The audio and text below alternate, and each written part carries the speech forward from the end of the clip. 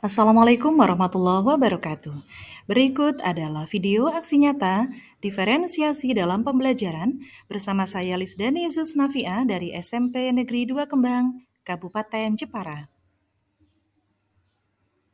Pengertian pembelajaran berdiferensiasi adalah suatu teknik pembelajaran yang menggunakan berbagai metode pengajaran untuk memenuhi kebutuhan individual setiap murid sesuai dengan kebutuhan mereka. Tujuan pembelajaran berdiferensiasi adalah untuk menciptakan kesetaraan belajar murid dan menjembatani kesenjangan belajar antara yang berprestasi dengan yang tidak berprestasi. Mengapa pembelajaran berdiferensiasi perlu? Jawabannya adalah untuk membantu setiap murid yang pada dasarnya memiliki kemampuan berbeda agar tumbuh semaksimal mungkin sesuai dengan kemampuannya. Hal ini sesuai dengan filosofi Ki Hajar Dewantara, yaitu peran pendidikan adalah menuntun muridnya untuk mencapai tumbuhnya kodrat sesuai dengan potensi dan keunikan masing-masing. Tahap praktik pembelajaran. Yang pertama adalah persiapan, perencanaan, pelaksanaan, evaluasi, dan refleksi.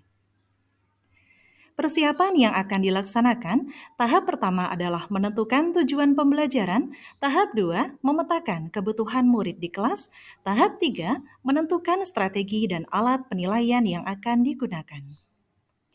Yang pertama, tahap persiapan. Yang kami lakukan adalah menentukan tujuan pembelajaran. Tujuan pembelajaran adalah deskripsi pencapaian 3 aspek kompetensi, yaitu pengetahuan, keterampilan, dan sikap.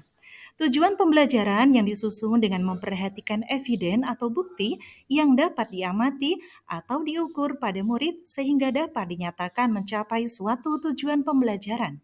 Tujuan pembelajaran memuat kompetensi dan lingkup materi. Yang kedua adalah perencanaan. Memetakan kebutuhan belajar murid. Yang pertama, minat belajar, yaitu faktor yang memotivasi murid untuk terlibat aktif dalam proses pembelajaran. Dan yang kedua, profil pelajar, yaitu pendekatan pembelajaran yang disukai murid seperti gaya belajar, kecerdasan, budaya, latar belakang, bahasa, dan keadaan keluarga. Tahap ketiga, pelaksanaan, yaitu menentukan strategi dan alat penilaian yang akan digunakan.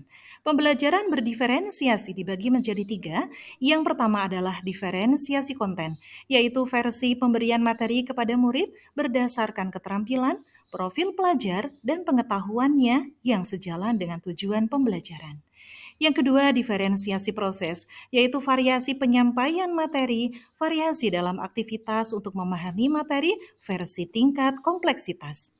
Yang terakhir, diferensiasi produk, yaitu variasi bentuk tagihan atau produk yang diharapkan dari murid, misalnya video, gambar, teks, poster, dan lain-lain.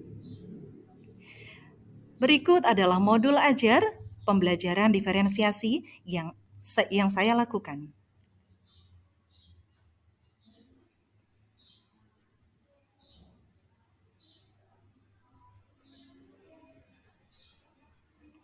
Tahap keempat, evaluasi, yaitu menentukan penilaian sikap dilihat dari aspek pengetahuan dan keterampilan yang dilakukan secara terus-menerus. Tahap yang kelima adalah refleksi. Untuk menganalisis tingkat keberhasilan proses belajar, hal yang dapat dilakukan antara lain: 1. Membuat kelompok diskusi. Dalam satu kelompok minimal terdiri atas 5 orang. 2. Mengumpulkan data. Dan ketiga, mempresentasikan hasil penelitian. Indikator keberhasilan pembelajaran berdiferensiasi yaitu murid merasa selama proses KBM berlangsung sangat bermanfaat dan antusias sehingga tingkat keberhasilan belajar semakin meningkat dan tujuan pembelajaran dapat tercapai. Berikut adalah dokumentasi pelaksanaan diferensiasi proses di kelas 8D.